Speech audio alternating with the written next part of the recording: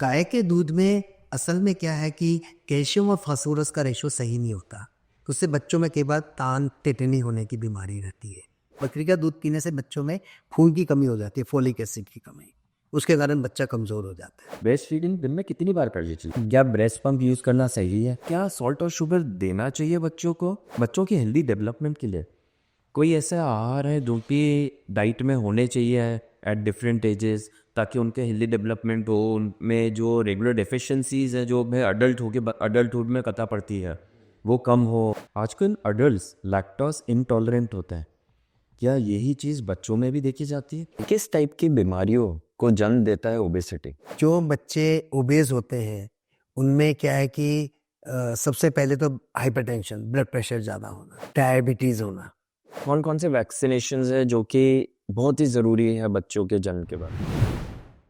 हाय, आज के इस एपिसोड में हम बात करने जा रहे हैं पद्मश्री नॉमिनी डॉक्टर देवेंद्र सरीन से, जो कि हमारे देश के बहुत ही जाने माने एंड अवॉर्डेड पीडियाट्रिशियन है, यानी कि बच्चों के डॉक्टर हैं। वो पिछले 40 वर्षों से अपना कर्तव्य निभा रहे हैं बच्चों के प्रति।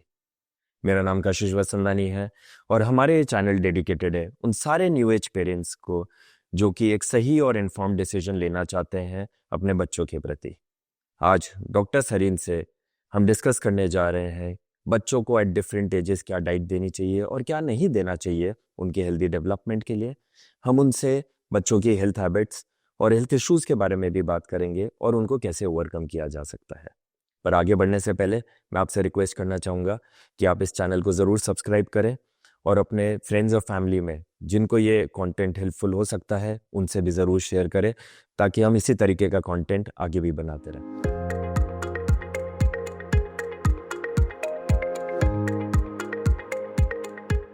स्वागत है डॉक्टर सरीन आपका हमारे पहले एपिसोड में। मैं आपसे बहुत चीज़ों के बारे में आज जानना चाहता हूँ, बट समय को फिर भी ध्यान में रखते हुए जी हाँ जी। मैं आपसे डाइट के बारे में, बच्चों की हैबिट्स और हेल्थ इश्यूज़ के बारे में बात करना चाहूँगा। बिल्कुल, मोस्ट वेलकम। बट वो जानने से पहले आपकी जो जर्नी है वो बहुत ही इंस्पायरिंग है 40 वर्षों की, उसके बारे में आप क्या कहना चाहेंगे? मेरी जर्नी के बारे में, मैंने 1984 में उदयपुर में आया था मैं, तब से मैं उदयपुर में ही हूँ। और यहाँ पर जब मैं आया तो मैंने ये सोचा था कि यहाँ के जो बच्चे हैं, उन बच्चों को हमेशा, हर एक बच्चे को स्वस्थ रखा जाए, भले ही वो ग्रामीण हो चाहे शहर का हो। उसमें मुझे सारे उदयपुर वासियों का बहुत सहयोग मिला। हर एक, एवरीवन वाज़ वेरी पॉजिटिव, हर एक जना बहुत सकारात्मक ढंग से। और यहाँ पे विभिन्न जो संस्थाएँ मैंने जॉइन की, मैंने आर.एन.टी मेडिकल कॉलेज में पहले मैं 30 वर्ष तक रहा, उसके पश्चात 10 वर्ष हम गीतांजलि मेडिकल कॉलेज में रहा हूँ मैं। पर जो उदयपुर की जो एनजीओज़ भी यहाँ बनी हुई हैं, जो दूसरी एसोसिएशन, उन्होंने भी मुझे पूरा सहयोग दिया। मेरा शुरू से ही ये एक मिशन था कि जो मैं एक जो गरीब तबके के लोग हैं, जो ग्रामीण लोग हैं और जो निराश्रित, मूक बधिरांग, दिव्यांग बच्चे हैं, नेत्रहीन हैं, उन सब की मैं किसी तरीके से सेवा कर सकूँ। और यहाँ पे जो ट्राइबल एरियाज़ हैं, वहाँ के लोगों की मैं सेवा कर सकूँ। और मुझे भरपूर सहयोग हर एक ने दिया। हर एक ने बहुत पॉजिटिव एटीट्यूड रखा, मैं आपको बताना चाहूँगा। हर एक बहुत पॉजिटिव, सकारात्मक, बिल्कुल।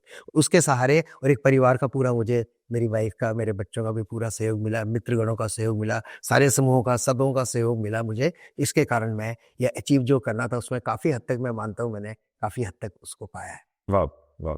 और मैं ये आशा करता हूँ कि आप जैसे लोग इस दुनिया में जन्म लेते रहें, ताकि इसी सोच के साथ लोगों की और बच्चों की सेवा करते रहें। बिल्कुल, मैं तो चाहता हूँ कि अभी भी जो यूथ हैं, उनको भी मैं हमेशा इंस्पायर करता हूँ कि वर्क हार्ड, बहुत हार्ड वर्क करो, मेहनत करो और एक ध्येय बना लो अपना।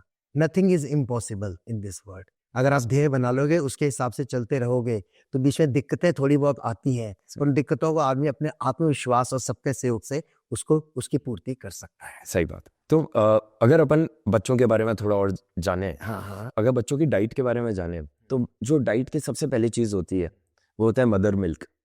तो ब्रेस्ट फीडिंग आपके हिसाब से कितना ज़रूरी है और कौन से एज तक ब्रेस्ट फीडिंग करना चाहिए बच्चे को? देखिए, जैसे अपन को रोज़ाना अपनी एनर्जी के लिए जो अपन काम करते हैं, जो भी अपना मेटाबॉलिज़्म जो शरीर का होता है, मशीनरी चलती है, उसके लिए अपन को खाना पड़ता है, उसी से हमें कैलोरी मिलती है। जो नवजात शिशु होता है उसको खाने के सिवाय माँ के दूध के कुछ नहीं अवेलेबल। तो भगवान की भी यह देखिए विडंबना है कि उसने जो ही जन्म होता है बच्चे का, माँ के दूध आना शुरू हो जाता है और बच्चा माँ का दूध पीना शुरू कर देता है। आजकल तो क्या है कि जब से माँ गर्भवती हो जाती है तभी से उसको हमारे जो गायनेकोलॉजिस्ट हैं, ऑब्स्टेट्रिशियन है, वो उनको ट्रेन करते हैं कि आपका जब बच्चे का जन्म होगा उस समय आपको बच्चे को अपना ही दूध पिलाना है। हमारे नवजात शिशु इकाई के चिकित्सक, बाल रोग विशेषज्ञ, हम सब भी मदर्स को मोटिवेट करते हैं। जो ही बच्चे का जन्म हुआ, बच्चे को हम माँ के स्तन से बच्चे को लगा देते हैं और बच्चा स्तनपान लेना शुरू कर देता है। ये देखिए, ये तो अपन तो ह्यूमन बींग्स हैं। जानवरों में भी आपने कभी देखा होगा, जो ही बछड़ा होता है और माँ उसको थोड़ा स्टिमुलेट करती है, उसके शरीर की जो वर्निक सा हटाती है उसको, तो बच्चा एकदम अपने पाँव धीरे-धीरे पाँव उसके लड़खड़ाते हैं और वो माँ के स्तन की तरफ जाता है। जी। तो ये इसीलिए नवजात शिशु होते ही हम कोशिश करते हैं उसको माँ का दूध मिले। अब कई बार ये प्रॉब्लम आती है कि शुरू में माताओं के दूध नहीं आता, जी। तो वो क्या है कि उससे हम शुरू में बहुत कम दूध आता है, जिसको हम खीस कहते हैं, कोलोस्ट्रम। तो इसके अंदर सभी तरह के रोग अवरोधक शक्ति है, सारी जैसे रोग अवरोधक शक्ति के सभी तत्व इसके अंदर है। तो बच्चे को भले ही वो 5 बूंद आए, चाहे 10 बूंद आए, चाहे 15 बूंद आए, वो पीले रंग का पदार्थ होता है कोलोस्ट्रम, वो जरूर दें बच्चे को। किसी भी बच्चे को इस खीस या कोलोस्ट्रम से वंचित नहीं रखें। और शुरू में यह दूध जब बच्चा लेना शुरू करेगा, माँ और बच्चे के बीच में सामंजस्य बैठ जाएगा, फिर बच्चा सतत ये ब्रेस्ट फीडिंग लेता रहता है। हम कहते हैं कि बच्चे को सिर्फ माँ का दूध दें, क्योंकि 6 माह तक हर एक माता इतना दूध प्रोड्यूस करती है कि वो बच्चे के लिए उसको और कोई चीज की जरूरत नहीं होती। इसको हम कहते हैं एक्सक्लूसिव, यानी सिर्फ माँ का दूध, एक्सक्लूसिव ब्रेस्ट फीडिंग। और हमने ये देखा है, विज्ञान ने भी यह सिद्ध किया है कि जो माताएं बच्चे को 6 माह तक सिर्फ अपना दूध पिलाती हैं, उनके बच्चे में कभी संक्रमण नहीं, नगण्य के बराबर होता है। बच्चे की इम्यूनिटी अच्छी रहती है, बच्चे का विकास, मेंटल विकास अच्छा होता है और बच्चे की हेल्थ, स्वास्थ्य भी अच्छा रहता है, बच्चे की ग्रोथ भी अच्छी रहती है उसकी। तो अब इसमें कई बार हमें दिक्कतें आती हैं। आपका मैं समझ गया, नेक्स्ट क्वेश्चन आप ये पूछना चाहेंगे, अगर माँ के दूध नहीं आए तो क्या? बिल्कुल, अगर नहीं आए तो क्या करना चाहिए? अब देखिए, अपन ये कहते हैं भगवान का कोई विकल्प नहीं है, तो माँ के दूध का कोई विकल्प नहीं है, इसलिए इसको अमृत तुल्य कहा गया है।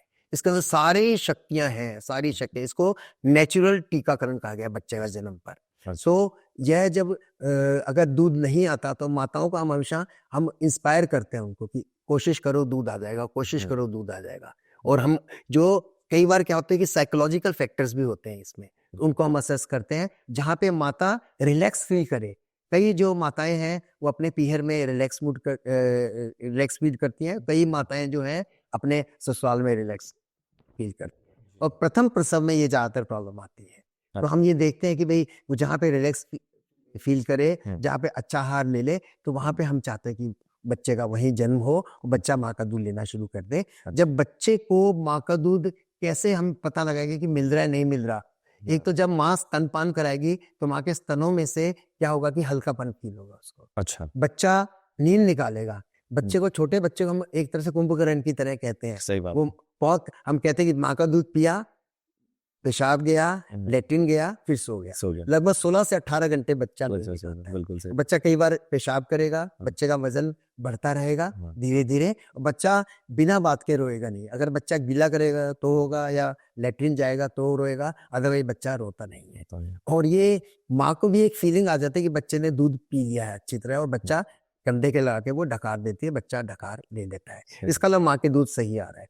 जिन माताओं के दूध पूरा नहीं उतरता और बच्चा रोता रहता है, इंस्पाइट कोई दूसरी कोई बीमारी नहीं हो, वो हम देख ले, चेक कर लेते हैं, उनमें फिर हमें मजबूरन ऊपर का दूध शुरू करना पड़े, बहुत मजबूरन। आप पॉइंट मैंने सबसे पहले कहा, क्योंकि आजकल क्या है कि हमारी भारतीय बाल चिकित्सा अकादमी, जो कि हमारे शिशु रोग विशेषज्ञों की सबसे बड़ी जो शाखा है, सबसे बड़ी शाखा, उनकी गाइडलाइंस है, गवर्नमेंट की भी गाइडलाइंस है, सबकी है कि बच्चे को सिर्फ माँ का दूध दें, सिर्फ माँ का दूध, उसके अलावा कुछ मत दें।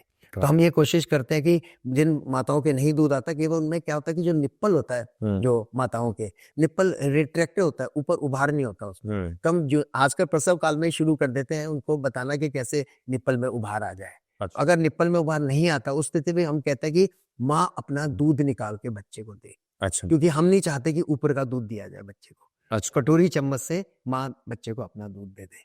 अच्छा और अगर उसमें भी अगर पूर्ति नहीं होती है हाँ तो पहले माँ अपना दूध पिलाए, उसके पश्चात अगर बच्चा भूखा रहता है भूखा रहता तो हम जो अपन कहते हैं जो माँ के दूध से मिलती जुलती बिल्कुल मिलता जुलता जो मिल्क फार्मूला होता है वो दे। और उसमें ध्यान रख के लोग ये सोचते हैं कि जो मिल्क फार्मूला दे रहे हैं परमानेंट आ गया, नहीं, जब माँ के दूध आना शुरू हो जाए तो इसको बंद कर दो। बंद कर दो। और कभी भी जो मिल्क फार्मूला जो देते हैं उसका प्रोपोर्शन सही होना चाहिए।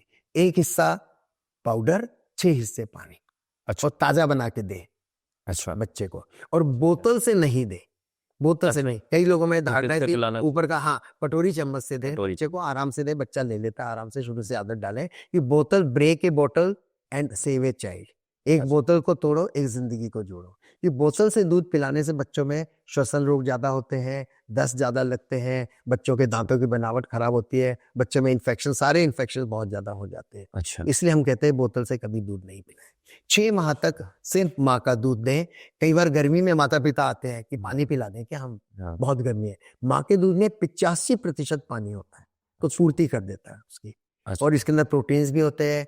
ये कई बार लोग कहते हैं सब दूध दे रहे हैं क्या, बच्चे को स्वाद नहीं आ रहा, नहीं, हाँ। इसके अंदर कार्बोहाइड्रेट भी होता है। कभी माँ के दूध में चीनी नहीं मिलाते अपन, सही बात है ना, क्योंकि इसमें लैक्टोज होता है, मीठी सही बात, शक्कर सही होती है, प्रोटीन्स होते हैं, वसा होती है। और सारी इसकी जो संरचना भगवान ने ऐसी बनाई है कि बच्चे के पूरे विकास के लिए है, बिल्कुल एकदम से फिट है। तो हम कहते हैं सिर्फ माँ का दूध दें, ना पानी दें, ना कई लोग चाय पिला देते हैं कि सर्दी है चाय पिला, वो नहीं देनी, कॉफी नहीं देनी, कुछ भी नहीं, नारियल पानी कुछ नहीं देना, जी। सिर्फ माँ का ही दूध दे, ये बात अच्छा है। तो इससे 6 महीने तक सिर्फ माँ के दूध के लिए हर वर्ष हम लोग विश्व स्तनपान सप्ताह मनाते हैं। 1 से 7 अगस्त तक मनाया जाता है, पूरे अपने विश्व भर में मनाया जाता है। इसमें हम यही एम्फसाइज करते हैं कि हर एक माँ बच्चे को अपना 6 माह तक सिर्फ अपना दूध पिलाए, 6 माह पश्चात वो ऊपरी आहार शुरू कर दे। और हम प्राय ये देखते हैं कि 2 वर्ष तक माताएं अपना दूध पिला सकती हैं, 2 वर्ष तक।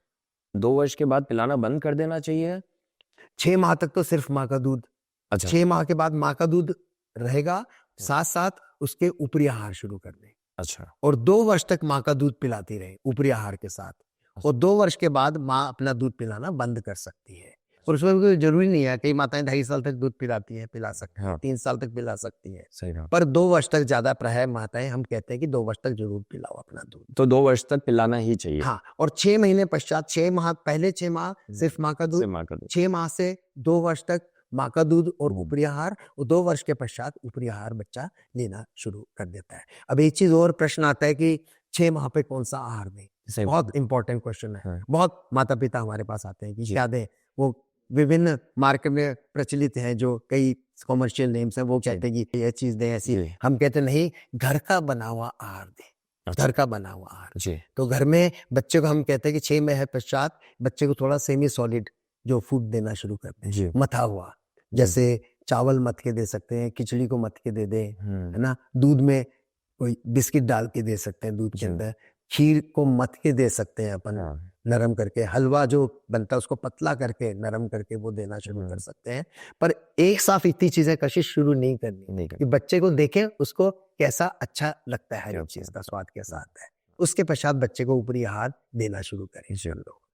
और बच्चे को पहला जैसे दाल दी, मथ के दाल दी, तो उसमें अपन देखें कि बच्चे को नमक और चीनी मिलाने की कोई जरूरत नहीं होती बच्चे में। जो नॉर्मल माँ के दूध से ही उसे लवण और ये सब मिल जाता है, शर्करा, तो उसमें कोई ऊपरी आहार में कुछ मिलाने की जरूरत नहीं। अच्छा अच्छा तो और उसके अंदर भी लवण होते हैं, ऊपरी आहार जो अपन देते हैं, थोड़ी नेचुरल मिठास होती है, तो इसलिए कुछ मत दें अपन, तो उससे इन्फेक्शन होने का भी बच्चों में रिस्क रहता है अगर अपन ऊपर से चीनी और ये सब मिलाते हैं। अच्छा। ये अपन, और उसकी जरूरत नहीं है तो अननेसेसरी अपन क्यों। सो दैट जब बच्चा एक, जैसे अपन ने शुरू किया, किसी बच्चे को अपन ने मथी हुई खिचड़ी शुरू करी, तो कुछ दिन तक खिचड़ी दे, शुरू में 2 चम्मच दे, 1-2 चम्मच, फिर 4-5 चम्मच कर दे। अगर बच्चे को आहार अच्छा लगता है वो, तो उसको आगे कंटिन्यू कर दे, मात्रा बढ़ा दे। फिर 5-7-10 दिन बाद दूसरा आहार शुरू करें। इडली जैसे साउथ में अपने बहुत प्रचलन है, इडली दी बच्चे को नरम करके, वो बच्चा ले लेता है तो बच्चे को वो देते हैं। कभी कई बच्चों को पसंद होता है, जैसे अपन ने बिस्किट है, बिस्किट पसंद है उसको, थोड़ा मथ के बिस्किट दे दें, नरम करके दे दें। तो हर एक चीज को, जो हलवा पसंद है, उपमा पसंद है, तो उपमा नरम करके दे, और देखे जो चीज बच्चे को पसंद है वही बच्चे को देना चाहिए। और इसमें एक चीज मैं और बताऊं कि ये अपन कहेंगे भगवान की ऐसी मातृ दुग्ध बनाया है कि जब माँ प्रसव काल में होती है तो अपन हमेशा उनको कहते हैं कि पॉजिटिव थिंकिंग रखते हैं, हमेशा वो पॉजिटिव सोचती है। जो माँ प्रसव काल में खाती है उसी का टेस्ट भ्रूण में पल रहे बच्चे को आता है और यही टेस्ट वो आगे जाकर वो बच्चे में भी ये डेवलप होता है, ये खाते हैं ज़्यादातर, ये साइंस ने भी सिद्ध किया है ये चीज़। तो इसलिए हम कहते हैं प्रसव काल में भी माँ हमेशा पॉजिटिव सोचे और पॉजिटिव हम कहते हैं अच्छा, जैसे जिनको भजन में, भगवान में, अल्लाह में, जिसमें भी विश्वास है उसका नमन करें और साथ साथ म्यूजिक जो पसंद है म्यूजिक में कथाएं सुने वीरतापूर्ण, तो जिससे क्या है कि बच्चा भी पराक्रमी और वीर होगा। ये अपने प्राचीन भारतीय संस्कृति में भी यही था। अच्छा, कि भैया तो प्रेगनेंसी का पीरियड बहुत ही इंपॉर्टेंट होता है एक बच्चे के डेवलपमेंट। नितांत आवश्यक है, बहुत जरूरी।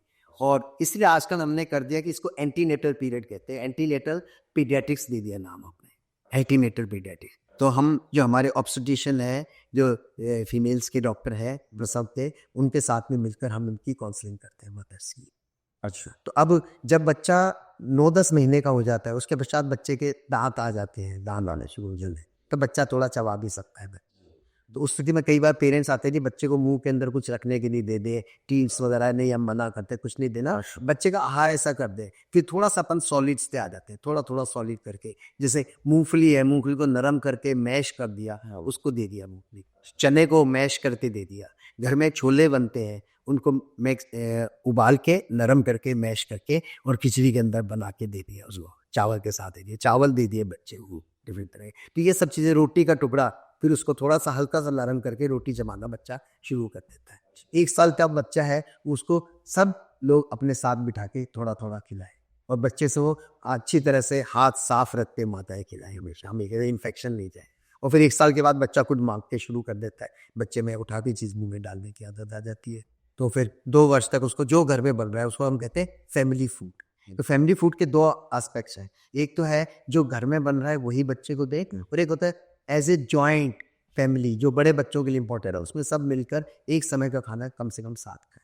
अच्छा, तो 2 वर्ष का जब बच्चा हो जाएगा तब माँ का दूध तब तक लेता है। तो 2 वर्ष पश्चात आजकल स्कूल में भी बच्चे जाते हैं, 2.5 साल के बच्चे से प्री नर्सरी में अभी डाल देते हैं, तो उस समय माँ अपना दूध बंद कर सकती है और उसको जो ऊपरी आहार सब कुछ शाला में भेजे, पराठा वगैरह बच्चा नरम करके दे दे, आलू मैश करके दे दे, बहुत लाइक करते हैं बच्चे।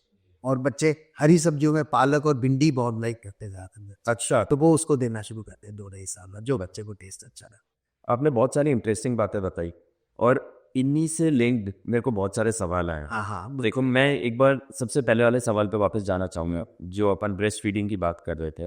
ब्रेस्ट फीडिंग दिन में कितनी बार करनी चाहिए? देखो ब्रेस्ट फीडिंग हम कोई इसने है कि लगभग हर 3-4 घंटे में ब्रेस्ट फीडिंग की बच्चे को जरूरत पड़ती है, 3-4 घंटे, और इसमें कोई अपना टाइम लिमिट नहीं है। जो ही बच्चा रोया सबसे पहले माँ स्तनपान कराएगी, बच्चे को भूख लगी।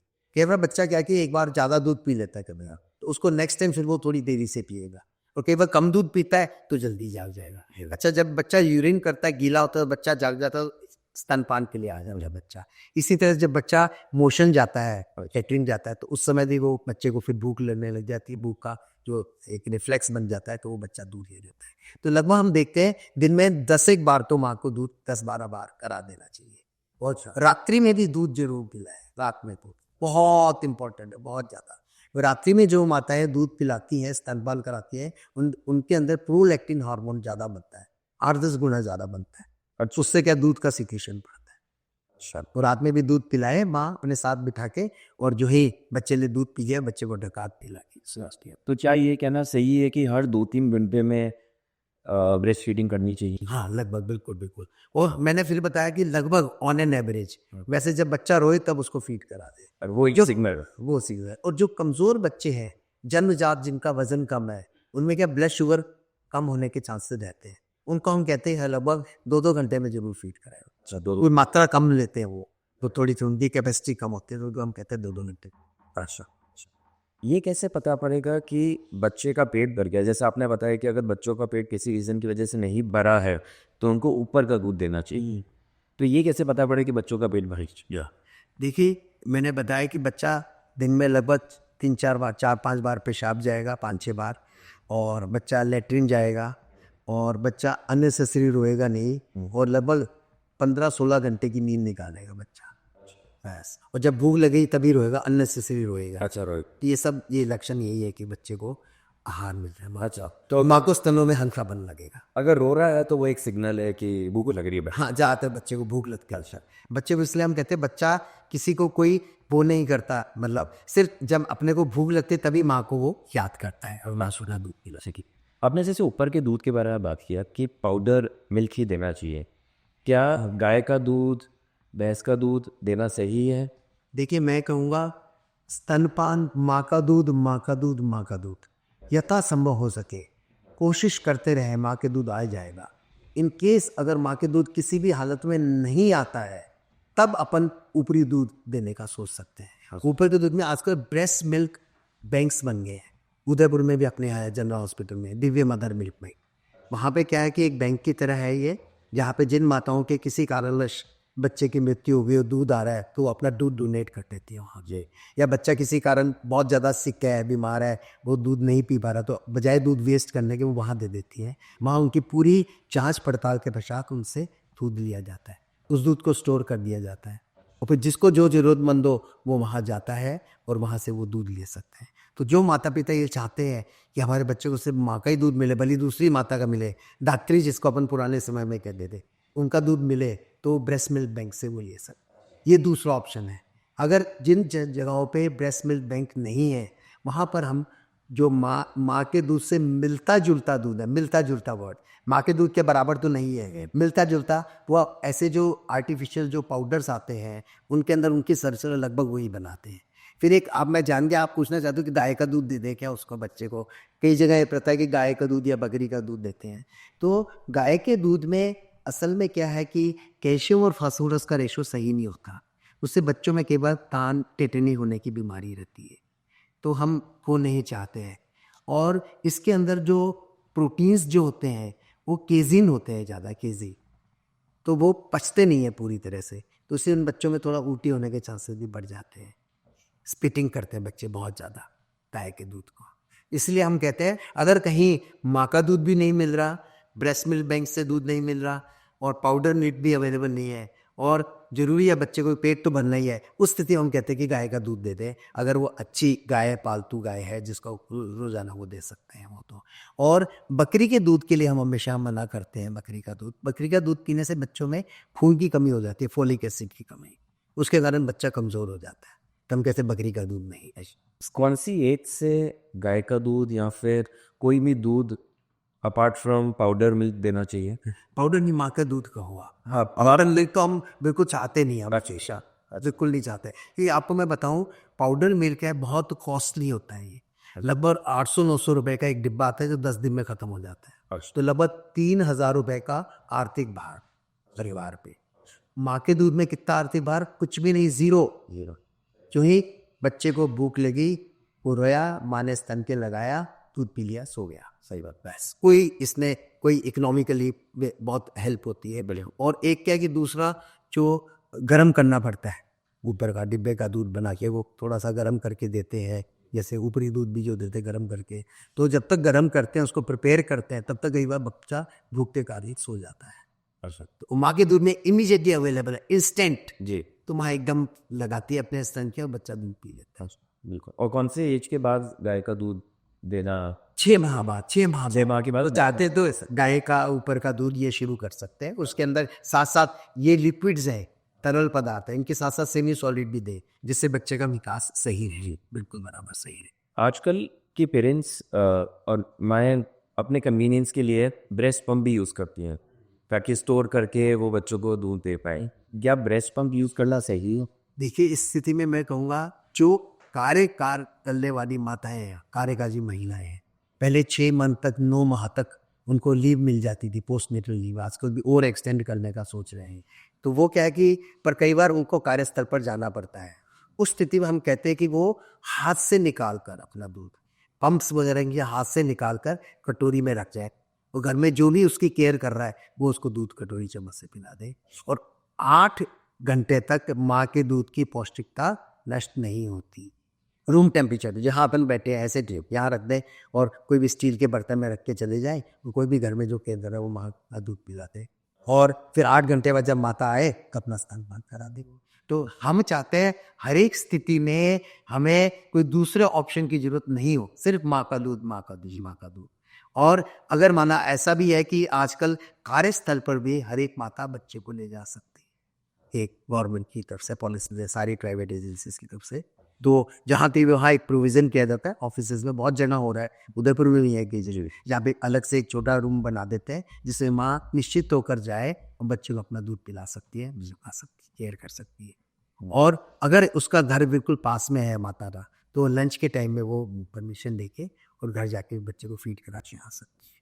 तो देखिए हर एक चीज़ भगवान ने सारे नियम भी बन रहे हैं जो माता के फेवर में हो रहे हैं, जिससे बच्चे का विकास हो। ये आज के बच्चे भविष्य के अपने महसूस नागरिक यही बनेंगे। और कई बार ऐसा होता है जो कार्यकारी महिलाएं हैं, जो जिनको जैसे वही लेक्चर लेने जाना है, बाहर जाना है, सपोज है ना, सपोज अहमदाबाद जाना है, मद्रास जाना है कई दिन के लिए, तो वो क्या करते हैं, उनको हम कहते हैं कि कुछ दिन पहले ही वो अपना दूध निकाल के स्टोर करते हैं रेफ्रिजरेटर में। कितने टाइम तक स्टोरी खेल अगर तो आपको सुबह जाना है और रात तक आना है वापस, तो 12 घंटे हो गए, तो 24 घंटे तक उसको रेफ्रिजरेटर में रख सकते हैं, 24 घंटे तक। अच्छा, और उसके बाद आके दे सकते हो, उसकी पौष्टिकता बिल्कुल नष्ट नहीं होगी। और अगर कोई फॉरेन जा रहा है, सपोज बाहर जा रहा है 10 दिन के लिए, वो माता चाहती है कि मेरे बच्चे को दूध मिले ही, तो वो अपने जो फ्रीजर जो होता है उसके अंदर दूध रख सकते हैं और 6 महीने तक इसकी पौष्टिकता बिल्कुल नष्ट नहीं होती। अच्छा, इसलिए कशिश इसको अमृत तुल्य इसलिए कहा गया है। इसकी पौष्टिकता जो है वो नितांत बहुत ही बढ़िया है। इसकी पौष्टिकता वो कहीं के भी that is uncomparable.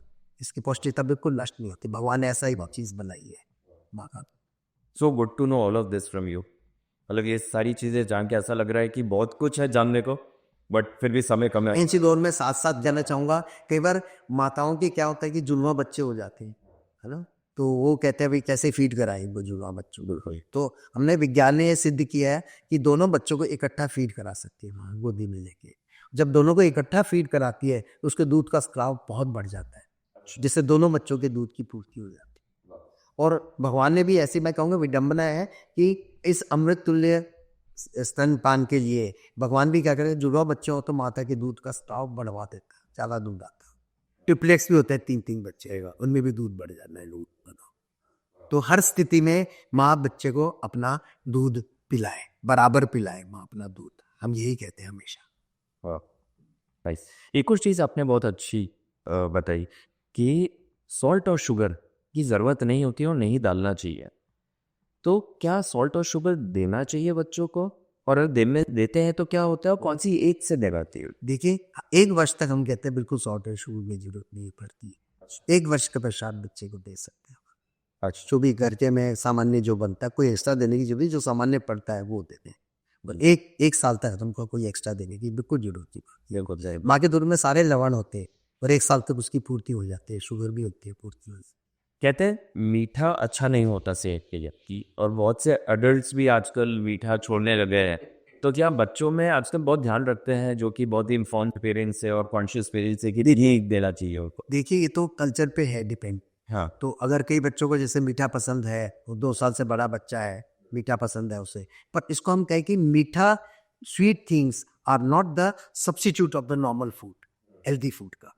This can be an addition हो सकता है। और जैसे हम लोग कहते हैं कि पौष्टिक आहार दें, पौष्टिक आहार का मतलब उसके खाने में दाल भी होनी चाहिए, हरी सब्जी भी होनी चाहिए, अन्न भी होना चाहिए, और उसके अंदर क्या है कि और दूसरे जो हम कहते हैं, कभी जैसे कोई चीज़ घर में स्पेशल पराठा बना तो पराठा दे दिया, है ना। अच्छा, कई बार जैसे बच्चे किसी के जन्मदिन पे गए, बर्थडे में गए, तो वहाँ पे सारा जो फूड जो होता है, सारा प्रोसेस्ड वाला फूड होता है, थोड़ा जंक फूड होता है, तो once a while it is okay, है ना। एडिशन का भी हो गया, चेंज हो गया, ठीक है, पर रूटीन में इसकी आदत नहीं बनाई कि बच्चों को क्या वो अच्छा लगता है, फिर वो क्या कि नॉर्मल फूड को रिप्लेस कर देते हैं जंक फूड से। That is detriment. सही बात। तो हेल्दी फूड ले बच्चे, हमेशा हम ये कोशिश करते हैं, हमेशा ऑलवेज हेल्दी फूड। और जो बच्चे को एक हम दूसरी आदत हो रहा हूँ, विद्यालय में हम बात करते हैं, जब बच्चे के साथ हम लंच बॉक्स भेजते हैं, तो बच्चा क्या अपना लंच बॉक्स हमेशा वेरिएशंस रखे हैं उसमें। ये नहीं कि रोजाना उसको आलू की सब्जी भेज दी तो बच्चा ऊब जाएगा उससे। कभी आलू की सब्जी, कभी भिंडी की सब्जी, कभी पालक, कभी दाल बना दी, कभी पराठा बना के भेज दिया। डिफरेंट तरह के भारतीय कल्चर में ये विविधता है, बहुत विविधता है। इंडियन कल्चर में इतने खाने ज़्यादा है इतनी अपने वैरायटी, तो उससे हम उसका समावेश कर सकते हैं। कभी पूड़ी बना के भेज दी, बच्चे बहुत पसंद। और बच्चे में एक आदत है, बच्चे कॉपी कैट होते हैं। जो दूसरा बच्चा जो सब्जी लाया वो उसको ज़्यादा शेयर करके पसंद आती है ज़्यादा। वो देखता है टिफिन में दूसरा क्या लाया, सही बात। और अपनी सब्जी से वो कई बार उनसे शेयर कर पाते हैं। This sharing is very good. और अभिषेक और ध्यान रखना चाहिए, बच्चा कई बार ऐसा होता है कि बच्चे को नाम नहीं पता होता कि कौन सी सब्जी थी। तो बच्चे को कई बार जैसे कोई ऐसी लाया, लौकी की सब्जी लाया या तोरई आई, तोरई, तो बच्चे को ये भिंडी तो बच्चे खाते ही हैं हमेशा, या पालक दिखा तो कहेगा मम्मी उसके बच्चे के ये मम्मी ने ये बना के भेजी थी ज़बान में जी, हाँ तो कोई सब्जी बनाओ आपने, वही सही बात होती। तो बच्चे पहचान जाते हैं इसमें। सही हर एक चीज़ दें बच्चे को, कोशिश करें हर एक चीज़ दें, और ऐसी चीज़ बनाए सीजनल वेजिटेबल्स, क्योंकि देखो इकोनॉमिकली हम नहीं चाहते कि बच्चे के आहार का आर्थिक भार पड़े परिवार। जब पालक मार्केट में खूब आ रहा है तो उन दिनों पालक की चीज़ बनाए, और भिंडी सस्ती मिल रही है अगर ठीक यानी रेट में, पिट्टी दें उसमें प्रचुर मात्रा में ले, और आलू अच्छे रुपये के मिल रहे हैं आलू दें उसको। ये सब चीज़ें उसके मौसम के हिसाब से हम दें, अवेलेबिलिटी के हिसाब से दें। इसलिए हम कहते हैं कि बच्चे में हमेशा वेरिएशंस रखें, हर एक चीज़ बच्चा एक्सेप्ट कर दे, हर एक चीज़ को, और डिसिप्लिन होके खाए बच्चा सब। आपने बिल्कुल सही कहा, क्योंकि मेरे को याद है मैं भी बचपन में जो चीज़ घर पे नहीं खाता था, लेकिन अगर वो किसी फ्रेंड के टिफिन में खाता था या उनके घर पे खाता था तो मेरे को बहुत अच्छी लगती थी। घर पे घर जाके बोलता था कि आप भी वैसे बनाओ, वैसे बताओ ताकि तो इस बात सही कह रहे हो, सही कह रहे हो। आगे हम एक चीज़ हो रहा है, मैंने मेवाड़ में देखा है, मेवाड़ में क्या है कि घर में चीज़ें बनाने का प्रचलन बहुत है। एंशियंट मेवाड़ में पुराना, अपने यहाँ लीवे की बर्फ़ी बनती है, बहुत अच्छी होती है वो, और साथ में अपने यहाँ बेसन की बर्फ़ी बहुत ज़्यादा बनती है। तो इसमें रखें, बच्चे का भी मन करता है, त्योहार आते हैं मीठे का मन, तो ये घर की बनी हुई अगर अपन मिठाई और ये देंगे, इसमें कलरिंग एजेंट्स नहीं होते, केमिकल्स नहीं होते, तो ये बिल्कुल मैं कहूँगा कि बिल्कुल स्वास्थ्य की दृष्टि से बहुत अच्छी है ये चीज़, बहुत अच्छी है। और घर का बना हुआ जैसे खीर बना दी अपन ने, खीर बच्चे बहुत पसंद, सिवैयाँ बना दी बहुत पसंद, हलवा बना दिया बहुत पसंद, और वैरायटी ऑफ हलवा बन जाते हैं। इन दिनों सर्दी का मौसम है, गाजर का हलवा बनता है, गाजर आती है। अच्छा, वैसे भी गाजर शलगम बच्चे को अपन जब बड़ा बच्चा होता है सलाद में दे, उसको सैलेड में दे, तो हर एक चीज़ की अपन पूर्ति करते रहे। जो घर में बन रहा है उसी को साथ बिठाकर बच्चे को खिलाए, हमेशा साथ बिठा के खिलाए, बच्चों के साथ खाएं। बच्चों के हेल्दी डेवलपमेंट के लिए कोई ऐसा आहार है जो कि डाइट में होने चाहिए एट डिफरेंट एजेस, ताकि उनके हेल्दी डेवलपमेंट हो, उनमें जो रेगुलर डेफिशिएंसीज है जो हमें अडल्टहुड में पता पड़ती है वो कम हो? ऐसी कोई चीज़ें हैं जो भी? इसमें एक शब्द आंसर है इसका, संतुलित आहार। संतुलित का मतलब है जो खाने की थाली में अपने को प्रोटीन्स भी होने चाहिए, कार्बोहाइड्रेट्स हो, वसा हो, है ना, और अन्न होना चाहिए उसके अंदर, और थोड़ा हरी सब्जियां वगैरह जरूर होनी चाहिए उसके अंदर। आजकल सैलेड अपन कहते हैं वो जरूर होना चाहिए।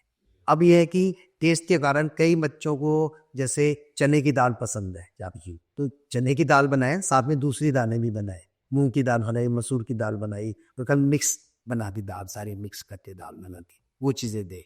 सब्जी में अगर बच्चे को आलू की सब्जी पसंद है, आलू की बनाए, मटर बनाए, हरी सब्जी होती है, पर ये नहीं कि मटर मिल ही नहीं रहा मार्केट तब ला रहे हैं, बच्चा जिद करे, तो जिस जो भी हरी सब्जी मिल रही है वो हरी सब्जी बनाए, पालक बनाए। एक समय तो बच्चे को हरी सब्जी दें, एक समय दाल दें जरूर, ये दोनों चीज़ें बहुत अति आवश्यक है। और जो रोटी या चावल या खिचड़ी ये साथ में दें बच्चों को, कम से कम ये रिक्वायरमेंट होती है उसकी। और बाकी वैसे अवेलेबिलिटी के हिसाब से अगर शाम को भी हरी सब्जी मिल सकते तो बहुत ही अच्छा है, दिन में भी अगर दाल मिल जाए तो बहुत अच्छा है। बच्चे शौक से पूड़ी भी खाते हैं, शौक से वो दे दे, खीर भी दे सके, वो दूध है खीर में और चावल है मिले हुए, तो कहीं किसी दृष्टि से शरीर का नुकसान नहीं करती है खीर की। हलवा नुकसान नहीं करता हलवा, क्योंकि घर का बना हुआ जो आटा है जिससे रोटी बनती है, और उसके अंदर थोड़ा घी मिला होता है, वो भी नुकसान नहीं करता है। अच्छा, कई लोगों में धारणा है, लोग ये देखते हैं कि भाई हम बच्चे को बादाम दें, अखरोट दें, ये चीज़ें अगर अफोर्डेबल है तो जरूर दें, और अगर अफोर्डेबल नहीं है, ये नहीं कि अपनी बच्चे की दूसरी जरूरतमंद की चीज़ को अपन कम करके और ये आम कर खिलाना जरूर। ये मूंगफली है, उसके अंदर भी वही तत्व है, मूंगफली, और मूंगफली का गुड़ और मूंगफली बहुत अच्छे हैं। गुड़ बहुत ही अच्छा है बच्चों के लिए, अगर गुड़ बच्चे खाते हैं तो आयरन भी मिलता है, इसके अंदर 9 तत्व मिलते हैं, काले भी मिलते हैं, तो मूंगफली भी दे सकते, चने दे सकते हैं, चने बहुत अच्छे प्रोटीन्स हैं, तो चने, गुड़, मूंगफली की चक्की आती है, बड़े बच्चे जब हो जाए 8-10 साल के, 7-8-6 साल के, वो खिला सकते हैं। जरूरी नहीं है कि महंगी चीज़ें ही देनी है बच्चों को। हालाँकि बादाम, अखरोट सब अच्छे हैं ये चीज़ें, पर उतने इक्वली गुड ये वाले दूसरे जो फूड है वो है, which are available at ease, आराम से मिल जाते। पर ड्राई फ्रूट्स और कोई भी तरीके का फ्रूट 9 महीने या 6 महीने के बाद दे सकते हैं? हाँ, ज़्यादातर 6 महीने बाद देने में ये कि नरम होना चाहिए बिल्कुल। नरम। ड्राई फ्रूट्स बहुत ज़्यादा वो इनमें कानम होते हैं, जो कच्चे के बाद इरिटेशन करके सोली कर देते हैं, या तो बिल्कुल मैश कर दो, टोटली मैश कर, फिर उसको मिला के दो 6 महीने बाद, किसी चीज़ में लिक्विड में मिला के दे सकते हैं उसको। या फिर अपन तो 9 महीने, साल भर बाद दे सकते हैं बच्चा। वही 1.5-2 साल का बच्चा खुद बादाम चबा के खाना शुरू कर देगा। तो शुरू कर सकते हैं, पर ऐसे करें कि बच्चा आराम से ले ले, उसको ग्रहण कर सके बच्चा, हाँ। सॉफ्ट हार्ट के। आजकल अडल्ट्स लैक्टोज इंटॉलरेंट होते हैं, क्या यही चीज़ बच्चों में भी देखी जाती है? देखिए, बच्चों में जो लैक्टोज इंटॉलरेंस 2 तरह की होती है। एक तो बच्चों में जब दस्त लगते हैं, वायरल दस्त, आजकल वायरल इन्फेक्शन होते हैं बहुत ज़्यादा बच्चों में, वायरल दस्त लगता है, उसमें कुछ नहीं करना होता, पानी पिलाओ और बच्चे को हम कहते हैं ORS दो, है ना, बना हुआ घोल, और ज़्यादा से ज़्यादा ज़रूरी है तो जिंक देते हैं बस। उससे वायरल दस्त बिल्कुल ठीक हो जाते हैं और बच्चे की जो आंतें होते हैं वो सही हो जाते हैं कुछ समय में। डिहाइड्रेशन नहीं होनी चाहिए, पानी की कमी नहीं है, और आहार बराबर देते रहे, माँ का दूध बराबर दें।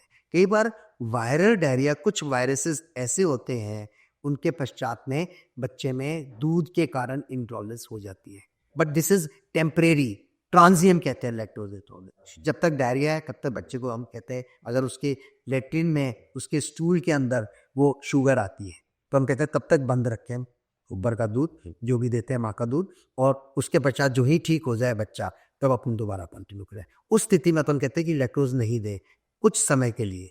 और आजकल देखिए लैक्टोज फ्री डाइट भी अवेलेबल है, लैक्टोज फ्री डाइट होती है वो दे सकते हैं, उसको पाउडर आता है, उसको पानी में घोल के 1/6 करके वही दे सकते हैं। और बड़े बच्चे हों तो बड़े बच्चों में अपन खिचड़ी दे सकते हैं, दलिया दे सकते हैं, बिना दूध मिला दलिया जो होता है, इडली दे सकते हैं, ये सब चीज़ें, केला दे सकते हैं, ये सब चीज़ें दे सकते हैं बच्चे को, तो बच्चा आराम से सुपाच्य होगा। बच्चे को जो ही इंटॉलरेंस ठीक हो जाए तो मिल्क शुरू कर देते हैं।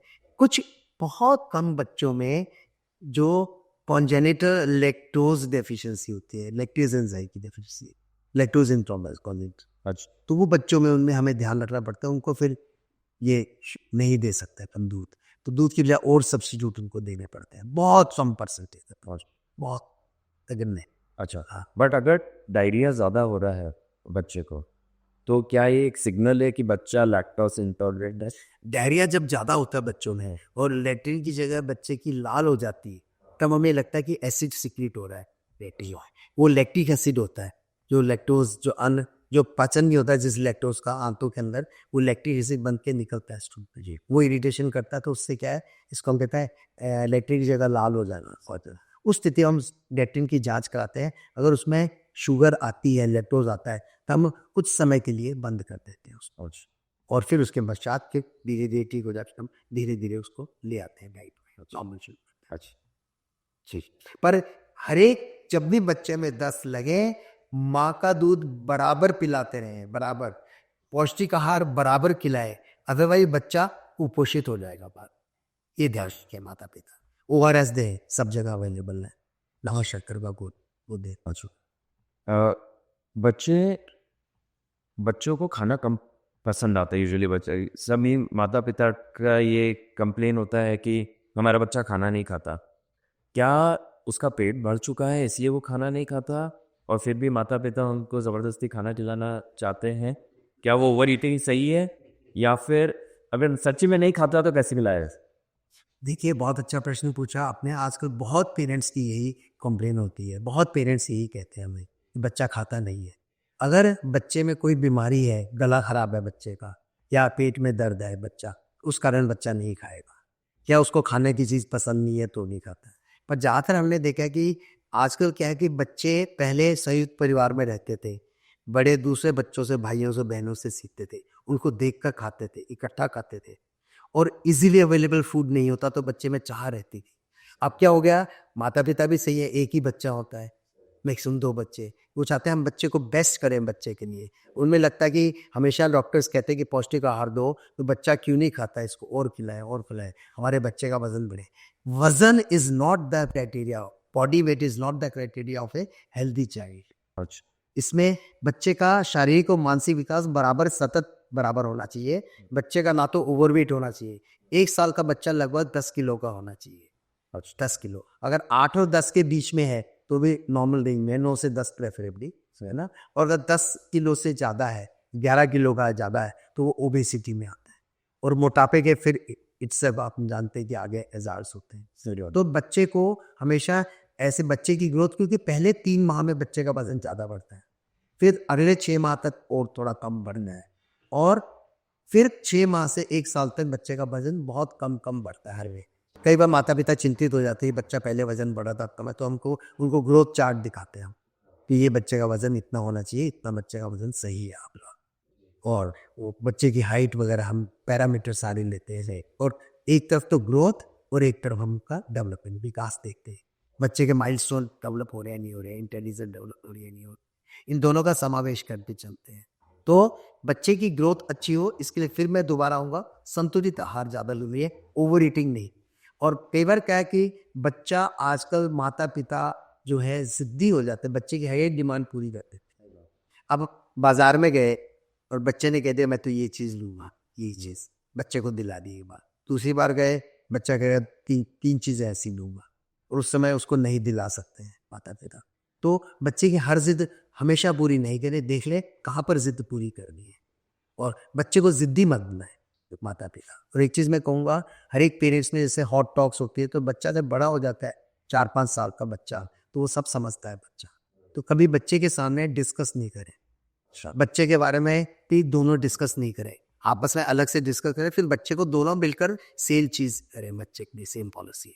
अब जैसे एक सिंपल सा एग्जांपल है, बच्चा गया माँ के पास, उसने मांगा माँ मुझे ये चीज़ चाहिए अभी, उसने बोल दिया पापा से पूछ लो, तो पापा के पास चला गया, पापा ने दिला दी। फिर दोबारा वो क्या किया, माँ के पास फिर गया कि माँ ये चीज़ चाहिए, वो माँ ने मना कर, नहीं अभी तो कल ही तुम पापा ले गए, आज नहीं दे रही है। बच्चा रोने लग गया, बच्चा फिर पापा के पास चला गया जी, तो पापा अरे अरे इसको क्यों डांटा, क्यों डांटा इसको, ले मैं अभी दिलाता हूँ।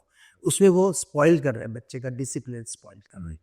तो इस स्थिति में पापा अच्छे के लिए कर रहे हैं कि बच्चा मेरा क्यों रोए, तो उससे मैं उसको समझाओ कि कल दिलाया, जो माँ कह रही है वही फादर कहे, दोनों मिलकर कहे एक ही चीज़, तो बच्चा उससे डिसिप्लिन रहेगा। जो डिसिप्लिन बच्चे हैं उनमें भूख वगैरह बराबर लगती है। जब बच्चे में खाना पीना, बच्चे में हम कहते हैं कि बहुत चूजी होते हैं बच्चे खाने में, कई बार पिक्की ईटर्स हम कहते हैं कि वो कम खाते हैं, बिल्कुल कोई चीज़ स्पेशली एक चीज़ पसंद है तो वही खाएंगे, वो अदरवाइज नहीं खाएंगे। ये सब जिद के कारण ज़्यादा बच्चों में होता है। और जब माँ जो होती है बच्चे की बेस्ट गाइड, हम आज की डेट में नहीं कहते, मदर को पता है कहाँ मुझे बच्चे को मना करना है, कहाँ बच्चे को मुझे डिसिप्लिन रखना है, और कहाँ उसकी पूर्ति करनी है। तो पेरेंट्स में दोनों को मिलके चलें एक गाड़ी के पहिए की तरह, और बच्चे का उसमें विकास में अपन लोग मदद करें। हाँ, बच्चे में ओवर फीडिंग मत कराएं कभी भी, क्योंकि अगर बच्चे का ग्रोथ सही है और बच्चा जो खा रहा है उसमें तो ओवर ईटिंग की कोशिश मत करें, उसमें और चीज़ों का समावेश नहीं करें तो वो ज़्यादा अच्छा रहेगा। और बच्चे जो हैं कई बार क्या है कि खाते नहीं हैं, ये बहुत प्रॉब्लम रहती है। ग्रुप में खिलाएं बच्चों को, हमेशा ग्रुप में।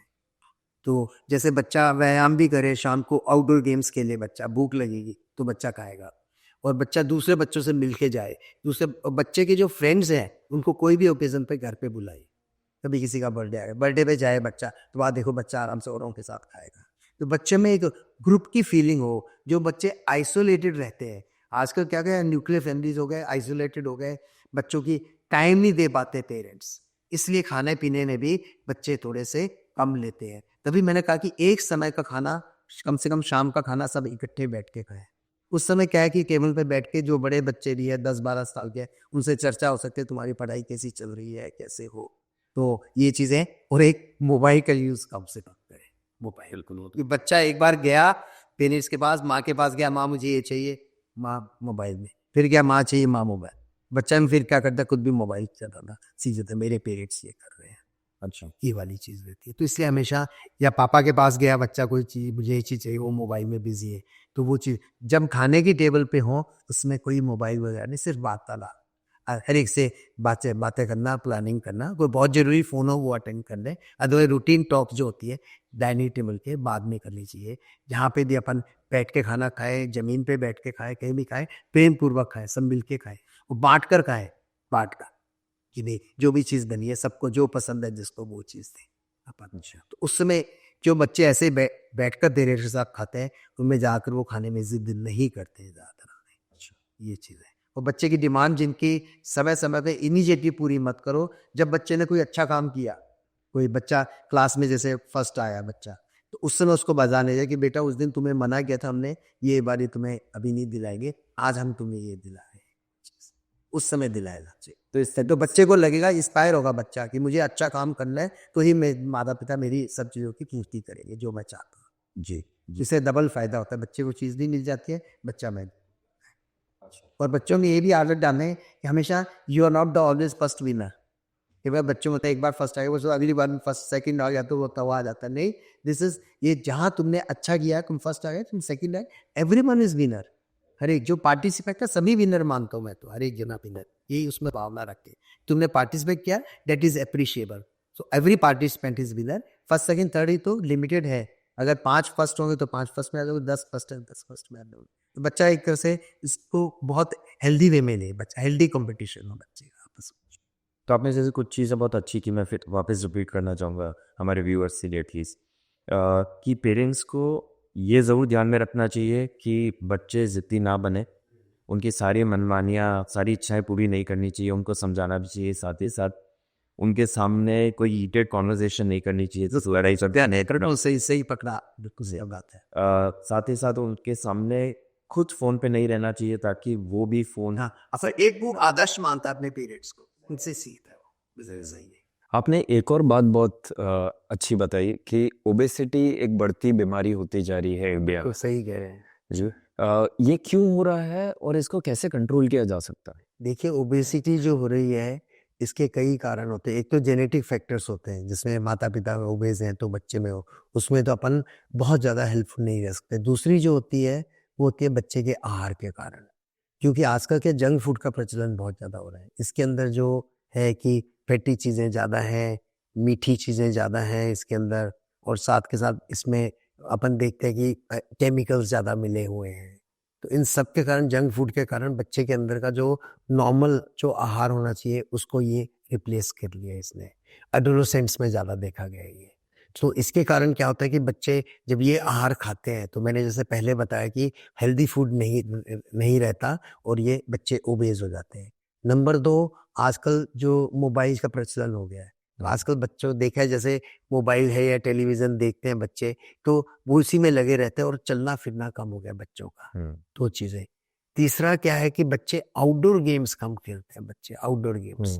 आजकल क्या मोबाइल पे गेम्स, दूसरे गेम्स देखते करते हैं, तो पर आउटडोर गेम्स जो है वो कम हो गए। नहीं तो पहले बच्चे ग्राउंड में जाके कभी भी फुटबॉल खेलना, क्रिकेट खेलना, हॉकी खेलना, दौड़ लगाना, पुराने टाइम में सतोलिया खेलना, मारधाड़ी खेलना, भागने का गेम होते थे, रेस करना आपस में, कबड्डी खेलना, ये सब जो थे, ये सब चीज़ें कम हो गए। बैडमिंटन खेलना, जो टेनिस खेल सकें, ठीक है, कोई भी एक आउटडोर गेम जरूर फिक्स कर ले। नहीं फिक्स होता तो जो भी है कम से कम नीचे जाकर घूमे फिरे, कम से कम गार्डन में ही चक्कर लगाएं, भागें, रेस करें। तो आउटडोर गेम्स जो होते हैं वो कम हो गए हैं। आजकल क्या है कि कॉम्प्लेक्सेस बन गए हैं ज़्यादा।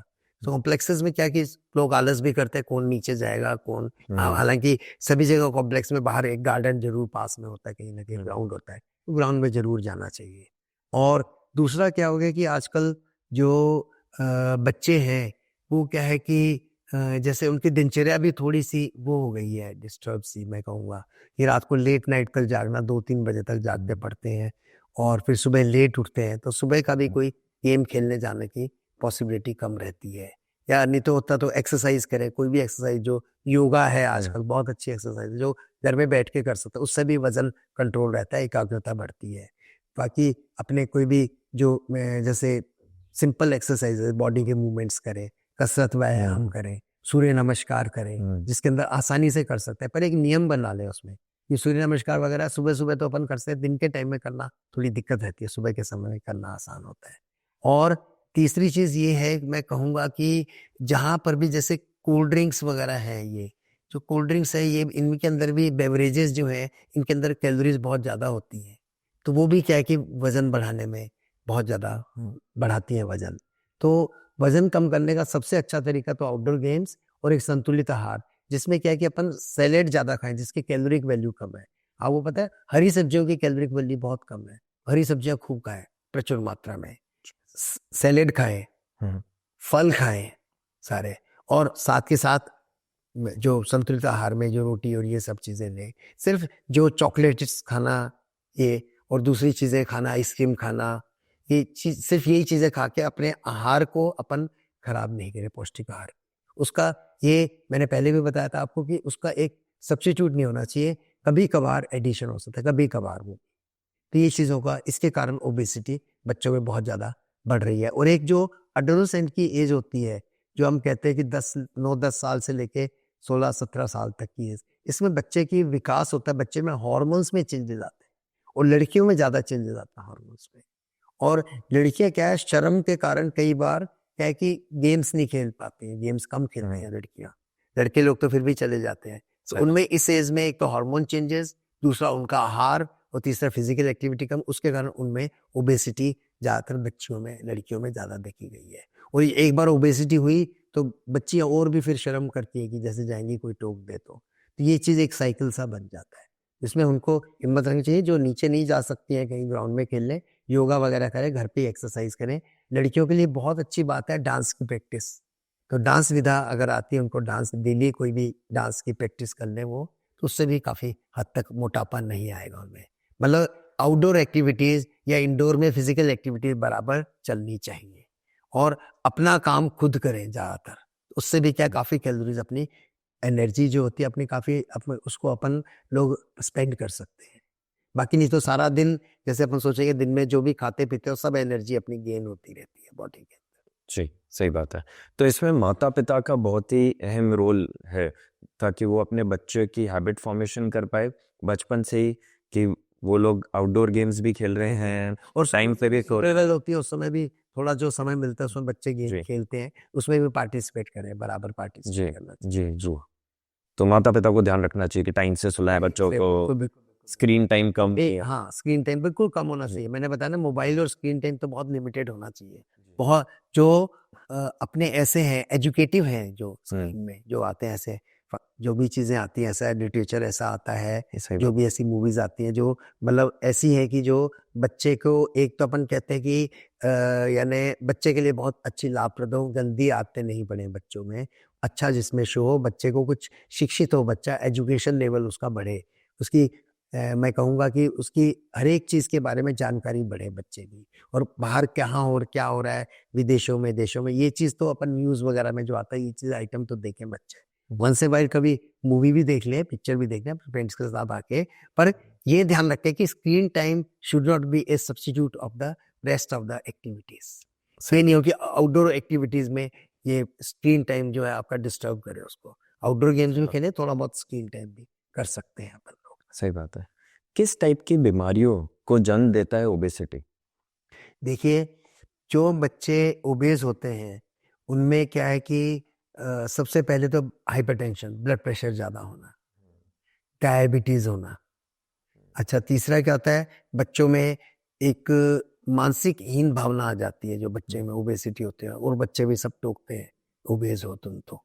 अच्छा, फिर रेस्पिरेटरी इन्फेक्शन जो होते हैं, श्वसन रोग आजकल बहुत हो रहे हैं, श्वसन रोग एलर्जी के कारण भी हो रहे हैं, तो उनमें रेस्पिरेटरी एफिशिएंसी बच्चे की कम हो जाती है, फिजिकल कैपेबिलिटी बच्चे की कम हो जाती है। तो इसके कारण क्या है कि ये जो घातक बीमारियां हैं डायबिटीज हाइपरटेंशन ये बच्चे के लिए बहुत घातक होती है और इनके अंदर क्या है कि कोलेस्ट्रॉल बढ़ जाता है और जो कोलेस्ट्रॉल बढ़ता है वो धमनी शिराओं के अंदर डिपॉजिट हो जाता है अपनी आर्टरीज के अंदर और वेसल्स के अंदर। वो वेसल्स में फिर आगे जाके बच्चों में लकवा होना ये चीज़ होना उसका चांसेस भी बढ़ जाते हैं और हार्ट अटैक होने के भी चांसेस बढ़ जाते हैं बच्चों में अच्छा। अगर मोटापा ज़्यादा होगा और ये कोलेस्ट्रॉल ज़्यादा होगा तो ओबेसिटी इतनी क्रिटिकल बीमारियों को जन्म दे सकता है? जन्म दे सकते हैं, बिल्कुल बिल्कुल जन्म दे सकती है। अच्छा, तो इसलिए ओबेसिटी का बहुत ध्यान रखना चाहिए, बहुत ध्यान रखना चाहिए। चाहे वजन ज़्यादा नहीं हो किसी का, बिल्कुल, ज़्यादा। बिल्कुल। और ओबेसिटी का ध्यान और एक चीज़ मैं और यहाँ पे फिर दोबारा मैं कहना चाहूँगा, जो बच्चे स्तनपान माताएं कराती हैं उनमें ओबेसिटी बच्चों में नहीं होती। बच्चों में बड़े होकर डायबिटीज़ नहीं होती, ब्लड प्रेशर नहीं होता, कैंसर भी कम होता है, आंतों का कैंसर उन बच्चों में, लिम्फोमा कम होता है उन बच्चों में। और वो बच्चे जिनको स्तनपान मिलता है वो कुशाग्र बुद्धि होते हैं, वीरता होती है उनके अंदर। अच्छा। और एक मदर और बच्चे में सामंजस्य भी बहुत ज़्यादा बैठता है। तो ओबेसिटी का कारण है माँ का दूध नहीं मिले उनमें ओबेसिटी ज़्यादा और ओबेसिटी के कारण ये सब बीमारियां। अच्छा। और अप्रत्यक्ष रूप से माँ का दूध भी इसमें बचाव कर रहा है ओबेसिटी में। तो क्या बहुत सारी जो अपने अडल्टहुड में डिफिशियंसीज होती हैं, जैसे B12 हो गया, विटामिन डी हो गया, क्या ये डिफिशियंसीज भी कम होंगी अगर प्रॉपर बिल्कुल बिल्कुल स्तनपान हुआ है सही तो? कह रहे हैं। स्तनपान होगा, उसमें विटामिन डी जैसे की कमी नहीं होती है, B12 की कमी, कोई संतुलित आहार सब मिल जाता है। सही हो। और आजकल देखिए, जब बच्चे 2 साल के बाद में मैं बात करूंगा, तब तक स्तनपान है, उसके पश्चात भी बच्चे को थोड़ा, हम कहते हैं जरूरी मात्रा में थोड़ा घी भी दें, क्योंकि उसको घी को अपन विटामिन डी घी में होता है। और बच्चे खेलें, धूप में भी खेलें बच्चे, नेचुरल सनलाइट बहुत कम हो गई है। पहले सारे जो मकान बनते थे, जो पुरानी कंस्ट्रक्शन, उसमें अंदर खुला मैदान होता था, बच्चे स्कूल में खेलते भी थे, धूप में भी खेलते थे। आजकल क्या हो गया कि बच्चे कॉम्प्लेक्सेस में धूप का एक्सपोजर कम हो गया है। इससे न केवल बच्चे बल्कि बड़ों में भी हम विटामिन डी की कमी देखते हैं, जी। बहुत ज्यादा है। तो इससे ये चीज का बहुत ध्यान रखना पड़ता है आहार में। और जो नॉन वेजिटेरियन फूड वाले हैं, उनमें B12 की कमी कम होती है। पर जो वेजिटेरियन है, उनको ध्यान रखें कि संतुलित आहार, हर एक सारा आहार लें, तो उससे B12 और विटामिन डी की कमी नहीं होगी। दूध भी प्रचुर मात्रा में लें, दूध में विटामिन डी मिलता है। अच्छा। बच्चों को कौन सी एज से नॉनवेज देना चालू कर सकता है? देखिए, नॉनवेज कल्चर पे डिपेंड करता है। जिन बच्चों में 6 महीने तक तो कुछ नहीं, माँ का दूध, जी। 6 महीने पश्चात उसको अगर नॉनवेज देते हैं, अगर वहाँ है, तो उसको सूप दे सकते हैं, नॉनवेज का सूप, थोड़ा चिकन का सूप दे सकते हैं, मटन का सूप। और फिर जो कलेजी होती है, सॉफ्ट करके उसको नरम करके, वो 9-10 महीने से खिलाना शुरू कर सकते हैं उनको। हर एक चीज फिर नॉनवेज को उसी फॉर्म में दें जैसे वेजिटेरियन खाना देते हैं, वैसे ही। अच्छा। और बच्चे को ध्यान रखें कि बच्चा इसको सुपाच्य हो बच्चे को। हाँ। और बच्चे को अगर स्वाद आता है उसका, तो उसको आगे कंटिन्यू करें, नहीं स्वाद आता है तो भले ही मत दें, फिर बाद में शुरू करें उसको। 6 महीने के पश्चात अपन तरल पदार्थ की तरह मैश करके शुरू कर सकते हैं। अपन अंडा दे सकते हैं मैश करके, दूध के अंदर घोल के दे सकते हैं, बड़ा बच्चा जब हो जाए तो कच्चा अंडा। और या बॉईल करके, सेमी बॉईल करके, नरम नरम करके दे सकते हैं उसको, किसी भी तरीके से दे सकते हैं। सॉफ्ट हो, बच्चा एब्जॉर्ब कर सके, खा सके आराम से, उल्टी नहीं करे। एक मिथ सुनने में आता है अक्सर कि बहुत से पेरेंट्स सोचते हैं कि बच्चों को वैक्सीनेशन नहीं देना चाहिए ताकि उनकी इम्यूनिटी उससे खराब या फिर कम हो सकती है। क्या ये सही बात है? नहीं नहीं, बिल्कुल गलत है, ये बहुत भ्रमिक ये प्रचार है। अच्छा। तो बच्चों को, हर एक बच्चे का वैक्सीनेशन, टीकाकरण उसका जन्म सिद्ध अधिकार है। इसलिए गवर्नमेंट ने भी ये पॉलिसी बनाई ऑल ओवर इंटरनेशनल, पूरे वर्ल्ड में, कि बच्चे का जन्म होते ही बच्चे को टीकाकरण शुरू करें। भले वो भारत वर्ष हो, चाहे अमेरिका हो, चाहे कनाडा हो, चाहे इंग्लैंड हो, सब जगह, पाकिस्तान हो, सब जगह बच्चों को हमारे पास जो लाते हैं बच्चे, हर एक जगह इम्यूनाइजेशन कार्ड बना हुआ बच्चों का। तो उसमें जन्म होते ही बच्चे को अपन वैक्सीनेशन शुरू कर देते हैं। और अगर बच्चे को, सिर्फ कई माता पिता इसलिए बच्चे को वैक्सीनेशन नहीं कराते कि वो सोचते हैं कि बच्चे में बुखार आएगा, बच्चे की डिस्टर्ब होगी इम्यूनिटी, नहीं। जो अपन टीकाकरण करेंगे, उससे जो इम्यूनिटी बनेगी, वो विभिन्न बीमारियों से बचाव के लिए लंबे समय तक रहेगी। और एक होती है नेचुरल इम्यूनिटी, वो भी इसमें हेल्प करेगी साथ। अच्छा। अब कोविड के टाइम में अपन ने देखा कि natural immunity was very important. बाद में जब डिजीज होने के बाद फिर कोविड वैक्सीन जिसको लगा था, कोविड वैक्सीनेशन के बाद में उसकी जटिलताएं कम हो गई। तो वैक्सीनेशन से एक तो बीमारी होने के चांसेस मिनिमम हो जाते हैं। नंबर 2, अगर बीमारी होती भी है तो घातक नहीं होती, उसकी जटिलताएं नहीं होती। अगर जटिलताएं नहीं होती तो बीमारी से मृत्यु दर भी बहुत कम हुई है वैक्सीनेशन के पश्चात। अब आपको बताएं, एक एक बीमारी को हमने कंट्रोल किया है। टेटनस को कंट्रोल किया, पहले बहुत डेथ्स होती बच्चों में तान आने से, टेटनस से, सही बात है ना। फिर पोलियो का उन्मूलन हो गया है लगभग, खसरे का उन्मूलन हो रहा है बीमारी। ये सब टीकाकरण के कारण है, सारे टीकाकरण के कारण। तो इसलिए गवर्नमेंट भी मैक्सिमम टीकाकरण करने के कर रही है, निःशुल्क टीकाकरण। तो मैक्सिमम टीकों को उसके अंदर इंक्लूड कर रही है। जब भी माँ जब प्रसव के लिए जाती है, प्रसव होते ही बच्चे का टीके का कार्ड बन जाता है। और बच्चे को जन्म पे पोलियो का टीका, ओरल पोलियो हम कहते हैं, दवा पिलाते हैं। और हेपेटाइटिस बी लगाते हैं बच्चे के, है ना। और एक BCG का टीका, ट्यूबरकुलोसिस कंट्रोल। ये हर बच्चे को, ये इंस्ट्रक्शंस हैं। जहां बच्चे का जन्म हो, बच्चे को छुट्टी करने से पहले टीकाकरण लग जाना चाहिए। उसके साथ ही उसको मार्क करके एक टीके का उनको कार्ड देते हैं। तो उसके अंदर फिर अगली जो तारीख है वो देते हैं। और आजकल देखिए टेली कम्युनिकेशन इतना अच्छा है कि उनको रिमाइंडर भेज देते हैं वहाँ पे कि 3 दिन बाद आपके बच्चे का 4 दिन बाद टीकाकरण ड्यू है, प्राथमिक स्वास्थ्य केंद्र पे जाएं। और सब प्राथमिक स्वास्थ्य केंद्रों पर टीकाकरण अवेलेबल है। तो हमेशा जो ये अपने को एक तरह से गवर्नमेंट ने, सरकार ने गिफ्ट दी है जो टीकाकरण की, तो उसको हम सबको यूज करना चाहिए। बच्चे में टीकाकरण देने से बच्चे में बीमारियां नगण्य हो जाती हैं बराबर। अच्छा। और इसीलिए देखिए नए नए टीके आ रहे हैं, चिकन पॉक्स का टीका आ गया है ना, और अब वायरल रोटा वायरस डायरिया उसका टीका निःशुल्क अवेलेबल है। Rota virus, DPT, diphtheria, pertussis, tetanus का टीका अवेलेबल है फ्रीली। पोलियो की ड्रॉप्स और इंजेक्टेबल भी पोलियो अवेलेबल है। निमोनिया के टीके फ्रीली अवेलेबल हैं बच्चों से। और भी ज़्यादा कोशिश कर रही है गवर्नमेंट कि जो टीके नहीं अवेलेबल और जो बीमारियां हो रही हैं, नई नई बीमारियां आप जानते हो हमेशा आती है, नया वायरल इन्फेक्शन आ गया कभी कोई, तो वो भी उन सब का समावेश करने की सोच रही है। अभी रिसेंट में मैं बताऊं, सर्वाइकल कैंसर वैक्सीन का है, उसमें गवर्नमेंट ने, क्योंकि बहुत महंगा टीका आता है, गवर्नमेंट सोच रही है इसको इंक्लूड कर ले फ्री में। तो ये 9 से 14 साल की आयु में बच्चों के लगता है, उससे सर्वाइकल कैंसर होने के चांसेस नगण्य हो जाते हैं अगर प्रॉपर डोज में देते हैं तो बच्चे। अच्छा। तो ये टीका है, जो भी गवर्नमेंट की पॉलिसीज है उनके अनुरूप ये टीके लगवाएं। कहीं कोई संशय हो, कहीं कोई अगर अपन को लगता है कुछ ये पूछना है, जो भी चिकित्सक है, बालों के विशेषज्ञ है, उससे सलाह लेके आगे अपन टीकाकरण कराएं। और हम तो ये कहते हैं कि जन्म प्रमाण पत्र को हमेशा काम आता है लाइफ में, है ना। उसको अपन क्या करते हैं, उसके अंदर अपन प्लास्टिक के अंदर रखते हैं ना उसको, तो लेमिनेट कराते हैं। ऐसे टीकाकरण कार्ड को भी प्लास्टिक के उसमें रखें फाइल में, उसमें से निकाला, तारीख अंकित की, अगले टीकाकरण कब है उसको बराबर अंदर रख लिया। क्योंकि कई बार बारिश में गीला हो जाए, पानी से धुले नहीं वो, तो इसलिए इसमें सेफ रहता है, एक फाइल बना लें प्लास्टिक की फाइल। अच्छा अच्छा। और आजकल जब हम बाहर जाते हैं, कहीं अब्रॉड गए, तो वो शुरू से रिकॉर्ड पूछते हैं कि कौन कौन से टीके लगे हैं, इसके कौन से मिस हो रहे हैं। अच्छा। तो अगर वो टीकाकरण उस समय लगवाना पड़ता है अपन को, तो वो वहाँ पे कई बार वीजा में वो लोग एंट्री नहीं देते। अच्छा, तो ये बहुत जरूरी है कि प्रॉपर रिकॉर्ड्स बने रहे। हाँ बिल्कुल बिल्कुल। अच्छा, बहुत जरूरी है आजकल। येलो फीवर का टीका है, ये भी जैसे देश में अगर ट्रेवल करते हैं वहाँ बहुत जरूरी मांगते हैं वो। अच्छा, कौन कौन से वैक्सीनेशन है जो कि बहुत ही जरूरी है बच्चों के जन्म के बाद? देखिए मैंने बताया ना, जन्म होते ही पोलियो की खुराक, और साथ में बीसीजी का टीका, हेपेटाइटिस बी का टीका, फिर 1.5 माह पे लगाते हैं अपन रोटा वायरस पिलाते हैं दवा, तो डायरिया नहीं होने देते, वायरल डायरिया। डीपीटी, त्रिगुण टीका कहते हैं, डिप्थीरिया यानी डिप्थीरिया की बीमारी गलघोटू, और पर्टुसिस यानी कुकर खांसी, और टेटनस की बीमारी, इसका टीका, डीपीटी का टीका। पोलियो की दवा और पोलियो का इंजेक्टेबल पोलियो वैक्सीन भी, वो भी अवेलेबल है। और साथ में एक हिब का टीका होता है जो बच्चों में इन्फेक्शन नहीं होने देता, मेनिंजाइटिस से बचाव करता है। ये टीके 1.5, 2.5, 3.5 माह तक, और 6 माह पे गवर्नमेंट के शेड्यूल में भी टीके नहीं आए, गवर्नमेंट सोच रही है उनका फ्री टीकाकरण सारणी में इंक्लूड करे। जबकि दूसरी एसोसिएशंस जो हैं, जो इंडियन एकेडमी ऑफ पीडियाट्रिक्स, उसने रिकमेंड किया है 6 महीने पे इन्फ्लुएंजा का टीका, क्योंकि फ्लू काफी बच्चों में होता है बार बार, फ्लू, और एक टाइफाइड का टीका। हमें आशा है कि शीघ्र ही इसका भी समावेश गवर्नमेंट के टीकाकरण सारणी में हो जाएगा।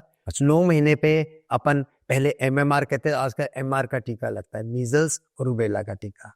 अच्छा, मीजल्स पहले MMR होता है, वो आजकल 15 महीने पे लगाते हैं, दूसरा टीका वो MMR होता है। 9 महीने पे MR का टीका, 15 महीने पे MMR का टीका लगता है। और 9 महीने पे ब्रेन फीवर का टीका भी आजकल शुरू किया है, जिससे ब्रेन में मेनिंजाइटिस के होने के चांसेस कम हो वो। और 1 साल पे फिर हेपेटाइटिस A का टीका, जिससे कि पीलिया वगैरह नहीं हो बच्चों में। 1.25 साल पे फिर निमोनिया की, हम कहते हैं पहले साल के टीकाकरण, उसका दूसरी जो दोबारा शुरू होती है जो वैक्सीनेशन की, तो उसको हम कहते हैं बूस्टर टीका। पहले जो टीके लगे, जो 1.5, 2.5, 3.5 माह पे लगे, 1.25 साल के करीब उनका बूस्टर डोज, 1.25 से 1.5 साल के बीच में उनका बूस्टर डोज लगता है। अच्छा। चिकन पॉक्स का टीका लगता है 15 महीने के आसपास। अच्छा, तो चिकन पॉक्स जो बीमारी है, फिर 1.5 साल पे फिर टीके लगते हैं, बूस्टर डोज इनकी लगती है। और कई ऐसे हैं जो ब्रेन फीवर का टीका 2 खुराक में होता है, पहले और फिर 3 माह बाद। हेपेटाइटिस A का पहले फिर 6 माह में, वो सारा अंकित रहता है इसके अंदर बराबर। और जब 5 साल का बच्चा हो जाता है, तब 5 साल पे भी उसके टीके लगते हैं, उसमें भी डीपीटी वाला DTP नाम से लगता है अलग, तो डॉक्टर्स बता देते हैं उनको। और MMR का टीका भी लगता है 5 साल पे। ये सारे टीके ये लगता है, और 10 साल का हो जाए तो फिर इनकी आखिरी खुराक लगती है, और आजकल सर्वाइकल कैंसर का टीका आ गया, वो टीका लगता है। अच्छा। तो जो भी बीमारियां आ रही हैं उनमें निःशुल्क टीके तो हर एक को लगवाने हैं कंपल्सरी, और जो ऑप्शनल टीके हैं उसमें अगर अफोर्डेबल हैं तो वो जरूर लगाएं। ये नहीं कि ऑप्शनल लगा लो और रेगुलर टीके मत लगाओ। सबसे पहले रेगुलर टीके, एसेंशियल टीके, उसके पश्चात जो ऑप्शनल टीके। हर एक माता पिता को हम ये सलाह देते हैं। अच्छा, आजकल normal cough and cold fever भी बहुत बढ़ गया है बच्चों में। ये क्यों हो रहा है और इसको क्या किसी तरह घर पे कंट्रोल कर सकते हैं हैबिट्स में बदलाव लाके? बिल्कुल बिल्कुल सही कह रहे हैं आप, सही कह रहे हैं। जो श्वसन रोग बढ़े हैं इसमें 2 कारण हैं, एक तो है इन्फेक्शन, एक एलर्जी, और इन्फेक्शन और एलर्जी साथ साथ चलते हैं। जब किसी बच्चे में इन्फेक्शन होता है तो उसमें बुखार ज्यादा आता है बच्चे को, तो बुखार आया और साथ में खांसी जुकाम है, इसका इन्फेक्टिव ईटियोलॉजी है, इन्फेक्शन के कारण है। तो इन्फेक्शन जैसे वायरल इन्फेक्शन है, वातावरण में वायरसेस आ गए, उन्होंने बच्चे के अंदर गए तो बच्चे की इम्यूनिटी थोड़ी कम होती है, बच्चों में हो जाता है, फिर धीरे धीरे अपने आप ठीक होता है। वायरल इन्फेक्शन में कोई जरूरी नहीं है, कोई एंटीबायोटिक कुछ नहीं, सिर्फ बुखार उतारने की दवा दे दो बस, और आहार देते रहो बराबर बच्चे को। अगर वायरल के अलावा बहुत तेज फीवर आता है बच्चे में, और कुछ शरीर में जैसे अपने टॉन्सिस हो जाते हैं बच्चों के, ब्रोंकाइटिस हो गया, बुखार तेज है, तो अब उस स्थिति में चिकित्सक से सलाह लेके एंटीबायोटिक बैक्टीरियल इन्फेक्शन में देते हैं अपन। अच्छा। और तीसरा जो होता है सबसे महत्वपूर्ण है, वो है कि बच्चों में एलर्जी बहुत कॉमन है आजकल। एलर्जी, अच्छा। एनवायरमेंटल पोल्यूशन, एयर पोल्यूशन के कारण जो एलर्जी होती है उससे बच्चों में, जो बच्चे सेंसिटिव हैं, जैसे आजकल आपने नाम सुना होगा अस्थमा कहते हैं बच्चों में, अस्थमा है, एलर्जिक ब्रोंकाइटिस है, ये क्या आनुवंशिक होती है। अगर माता पिता में कोई भी एलर्जी हो, चमड़ी की, नाक की एलर्जी, एलर्जिक नाइटिस, एलर्जिक डर्मेटाइटिस, या फिर एलर्जिक ब्रोंकाइटिस, तो बच्चे में इसका अंश आता है माता पिता जीन से, तो बच्चे सेंसिटिव होते हैं। जिस बच्चे में अगर मिट्टी से एलर्जी, सबसे कॉमन डस्ट एलर्जी है, तो अगर बच्चे में डस्ट एलर्जी है और वातावरण में कहीं भी मिट्टी आई, थोड़ी सी भी मिट्टी आई, तो बच्चे में एलर्जी हो जाती है, बच्चे में खांसी और फिर सांस चलना शुरू हो जाता है। अच्छा। तो इस चीजों से बच्चों का बचाव रखना चाहिए अपन को, अपन पता लगाए। और देखिए मिट्टी की एलर्जी सबसे ज्यादा कॉमन मिट्टी की एलर्जी है, उससे अपन को ध्यान रखना है कि घर में जैसे कारपेट्स वगैरह होते हैं, वो जहाँ अगर एलर्जी है तो अपन जहाँ से मिनिमम ही यूज करें कारपेट्स का, नहीं करें। अच्छा, फिर क्या है कि बच्चों में जो अपन जो फर वाली चीजें होती हैं उनके अंदर मिट्टी जमा होती है, तो फर वाले कपड़े कम बच्चों के डालें, कंबल जो होते हैं उन पे गिलाफ लगा लें ऊपर, और जब भी घर में झाड़ू हो तो जिनको एलर्जी है मिट्टी से वो नाक को ढक के रखें, उसको रुमाल से ढक ले या मास्क से यूज करें। और जब भी बच्चा ऐसे वातावरण में जाता है कि जहाँ पर वो एनवायरमेंटल स्मोक है, तो वहाँ बच्चा ध्यान रखे। बच्चे के स्कूल में भी बताएं पे उनको, टीचर्स को, बच्चा मुंह को ढक के रखे। और सबसे ज्यादा जरूरी है एनवायरमेंटल पोल्यूशन रोकना, सबसे जरूरी है, बहुत जरूरी है।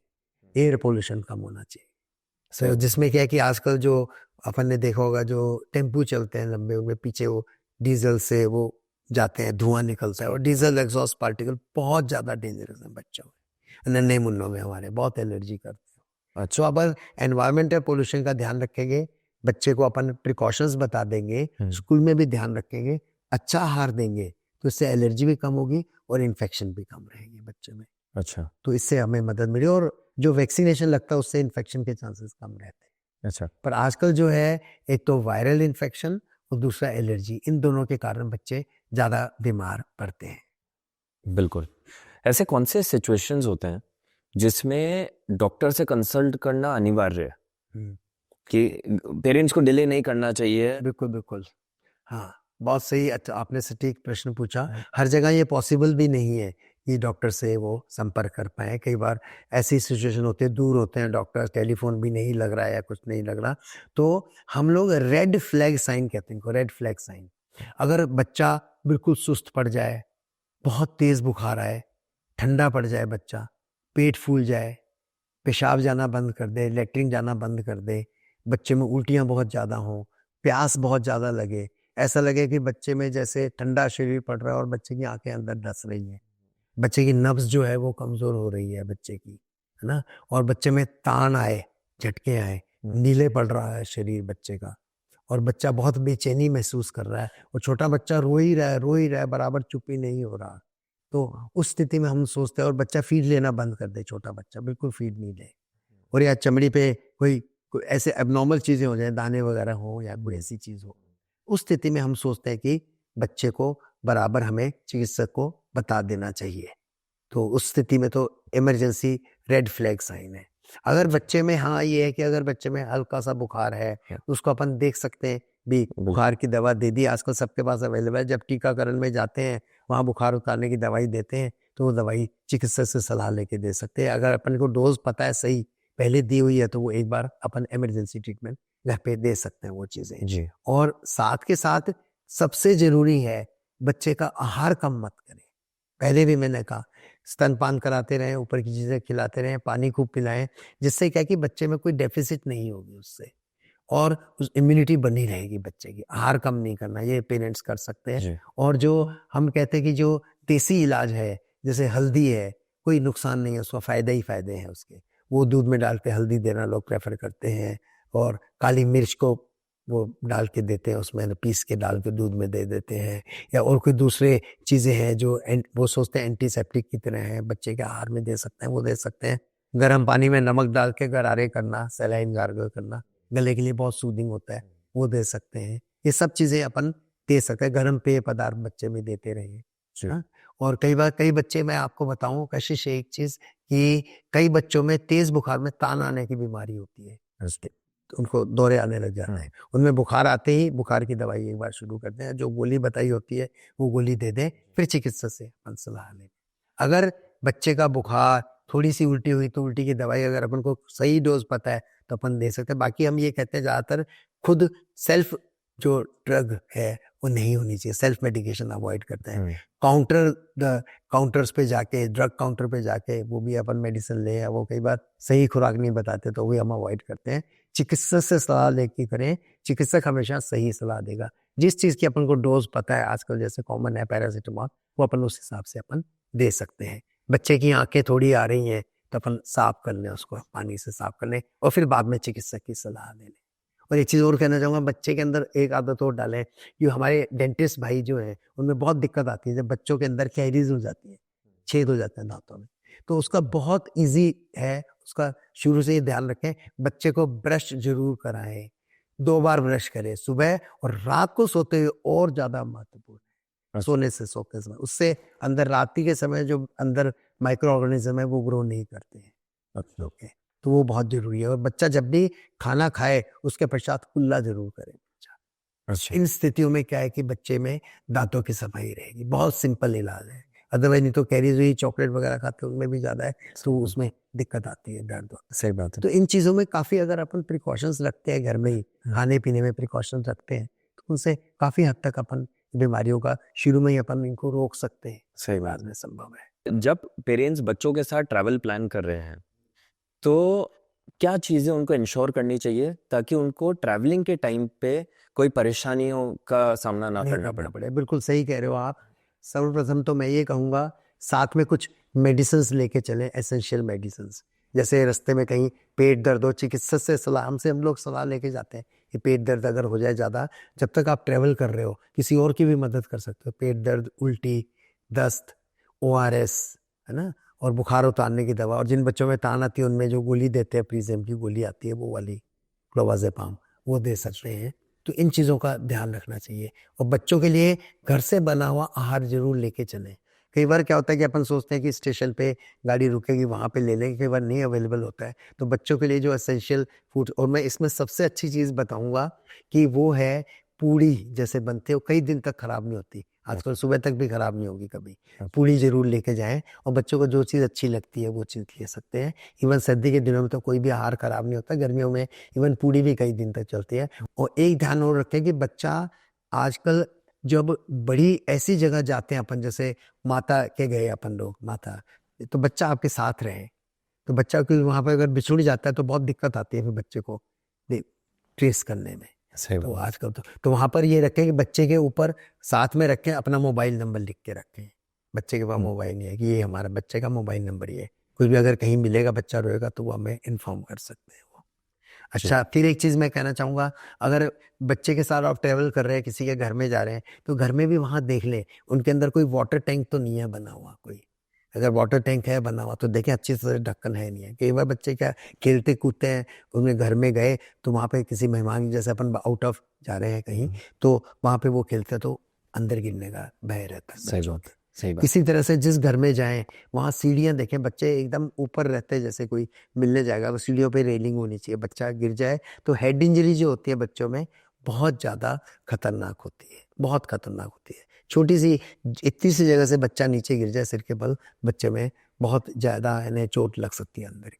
तो इन चीज़ों का अपन लोग बहुत ज़्यादा ध्यान रखें, और बाकी बच्चों को अपन ध्यान दें कि भाई बाहर के वातावरण में जो एलर्जी है जिनको, वो अपना एलर्जी का वो ले अपने ये लेके चलें, दवाइयाँ, एलर्जी की दवाइयाँ, और मास्क लेके जाएं, जहाँ भी मिट्टी का भय हो वहाँ रखें। वूलन साथ रखें, बच्चों में सर्दी जल्दी, पैरों में सिर में जल्दी लगती है तो वो साथ में रखें। और बच्चे को एक तरह से जब भी ट्रैवल करें तो बच्चे में एक फ्रेंडली एटमॉस्फेयर हो साथ में, उनको लगे हमारे साथ हमारी केयर भी हो रही है, वो एंजॉय करे पूरा। अगर ग्रुप में जाते हैं, स्कूल टूर जाते हैं, तो उसमें कभी मना नहीं करना चाहिए। वहाँ बच्चा बहुत चीज़ें सीखेगा, बहुत कॉन्फिडेंस बढ़ेगा।